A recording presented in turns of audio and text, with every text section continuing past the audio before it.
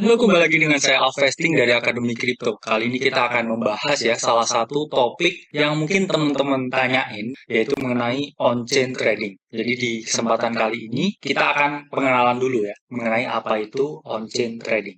Sebenarnya apa sih Kak on-chain trading itu? Jadi on-chain trading itu merupakan suatu aktivitas trading secara langsung ke jaringan blockchain. Jadi di sini teman-teman tidak menggunakan perantara pihak ketiga ya, seperti centralized exchange. Jadi di sini teman-teman benar-benar langsung berhubungan ya dengan jaringan blockchain itu sendiri. Sehingga transaksi dilakukan secara mandiri. Jadi nggak ada penengahnya sama sekali. Itulah yang disebut dengan on-chain trading. Teman-teman harus memahami ya kalau on-chain trading ini memiliki perspektif yang berbeda ya dengan off-chain trading ya. Off-chain trading dan on-chain trading itu memiliki suatu skema ya dan sistem yang berbeda. Maka dari itu mereka mempunyai ya ciri-ciri yang berbeda juga. Nah, kalau on-chain trading ya, ini gimana? Jadi on-chain trading itu transaksinya itu diverifikasi di blockchain. Jadi transaksi ini benar-benar terjadi ya inside blockchain. Dan kemudian karena sifatnya dia on-chain ya, semua bisa dilihat sehingga transaksinya di sini transparan.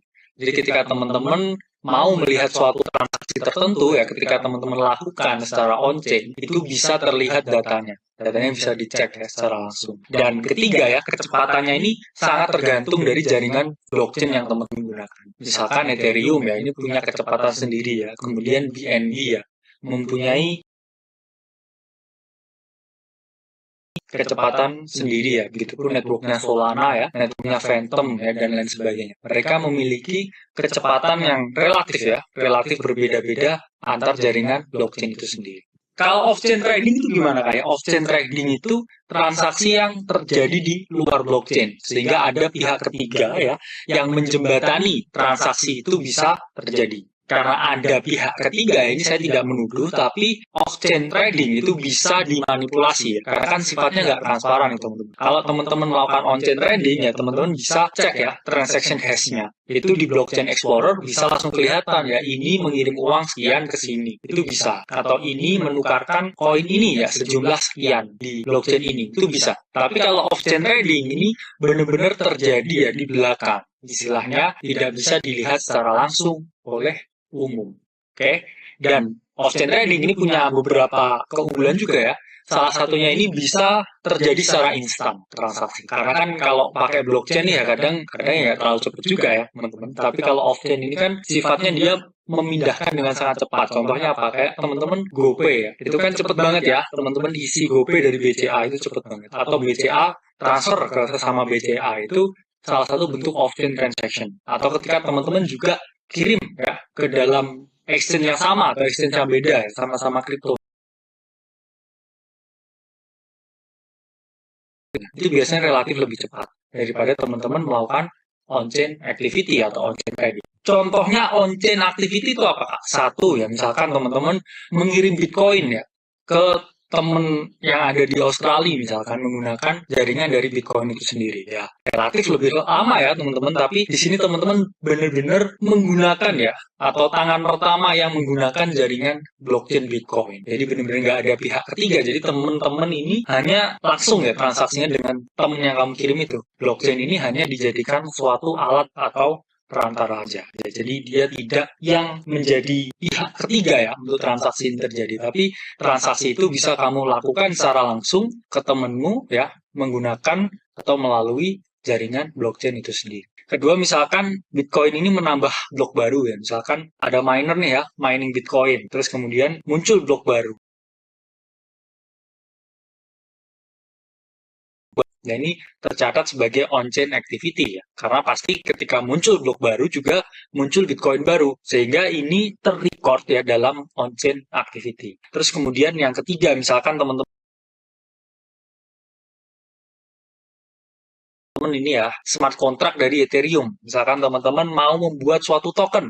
Teman-teman menggunakan jaringan ERC20. Nah, ini teman-teman directly ya. Ini menggunakan jaringan blockchain. Sehingga ini juga tergolong ya dalam on-chain activity. Kalau contohnya off-chain ya apa? Ini misalkan teman-teman itu transaksi di checks ya, seperti Binance, Coinbase, dan lain sebagainya, itu tergolong dalam off-chain activity. Jadi kan teman-teman misalkan, aku trade nih Bitcoin di sini. Jadi saya bukan mundur ya, tapi apakah benar Bitcoinnya ada? Ataukah cuman gambar ya? Ataukah cuman hanya buku aja ya? Atau misalkan hanya suatu tampilan portofolio? Tapi ketika teman-teman beli Bitcoin ya ini on-chain, terus teman-teman pindah ke wallet teman-teman ya ini teman-teman melakukan suatu on-chain activity. Tapi kalau teman-teman membeli Bitcoin ya di exchange ini masuknya ke dalam off-chain activity. Terus contohnya ya ini misalkan Lightning Network ya yang digunakan ya sebagai channel payment ya. Nomor satu Bitcoin sekarang itu juga masuk ke dalam off-chain activity ya karena kan dia memiliki kerjasama ya dengan berbagai merchant ya untuk bisa menerima pembayaran Bitcoin sehingga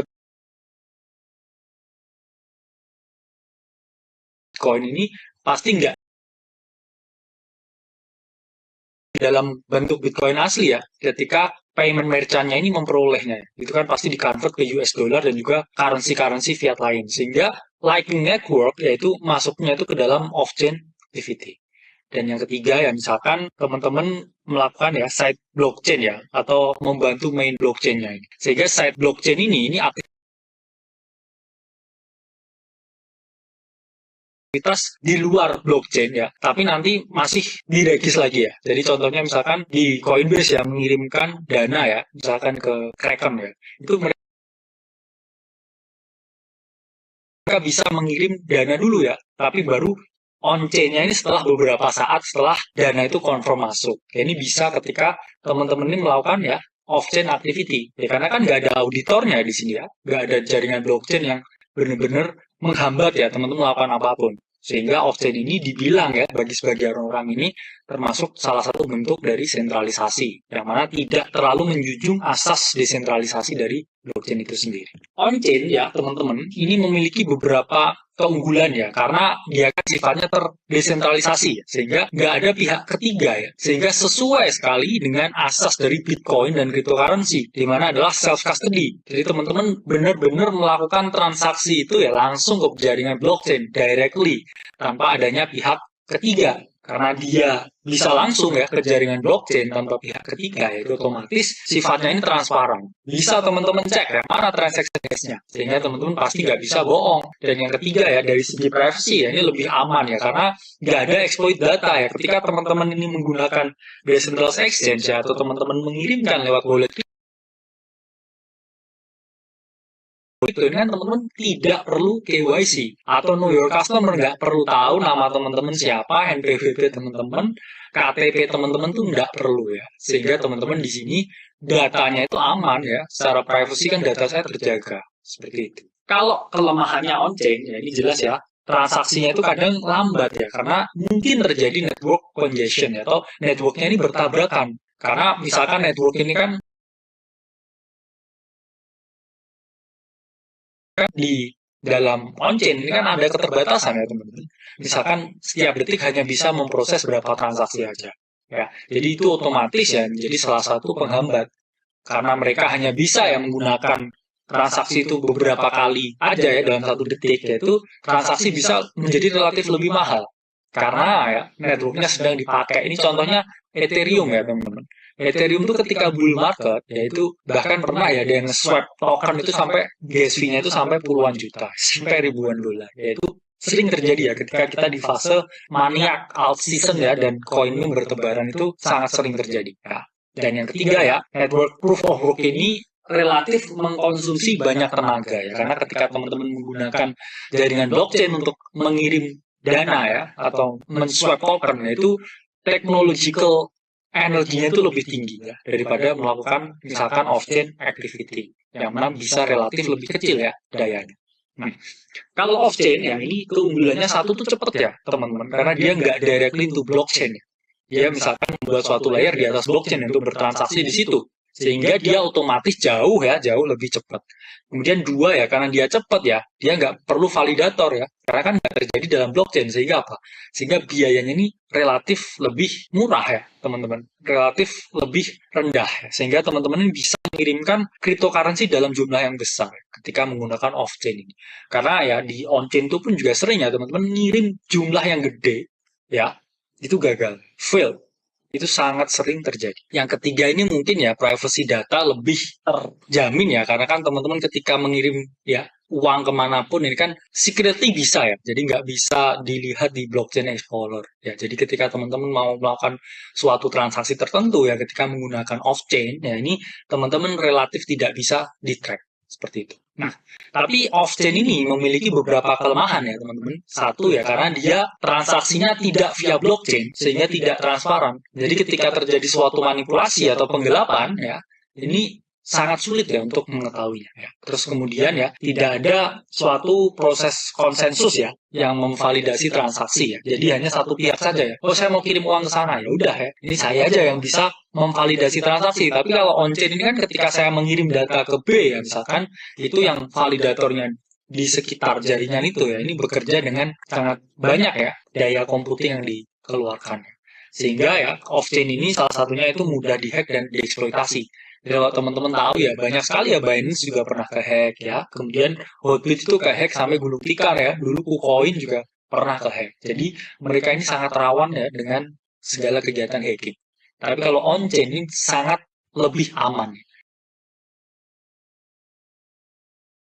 Saya jarang ya tahu yang on-chain ini terhack dan tereksploitasi dalam jumlah yang besar. Tapi kalau misalkan cek ya itu sering sekali terjadi suatu eksploitasi.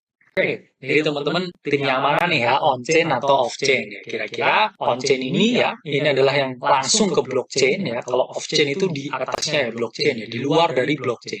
Sehingga ya on-chain ini juga ada plus minusnya ya. Salah satunya tadi ya, networknya itu lebih lama ya, lebih mahal ya. Tapi kalau off-chain ini lebih cepat ya, lebih murah, tapi nggak terdesentralisasi. Jadi pilihan kembali lagi ke tangan teman-teman, tergantung dari risk profile teman-teman, kebutuhan teman-teman, dan toleransi teman-teman ya, dan juga pemahaman ya mengenai on-chain dan off-chain. Maka dari itu kita memberikan ya beberapa arahan ya di sini tentang network apa ya, transaksi apa yang bisa teman-teman gunakan ketika bertransaksi cryptocurrency.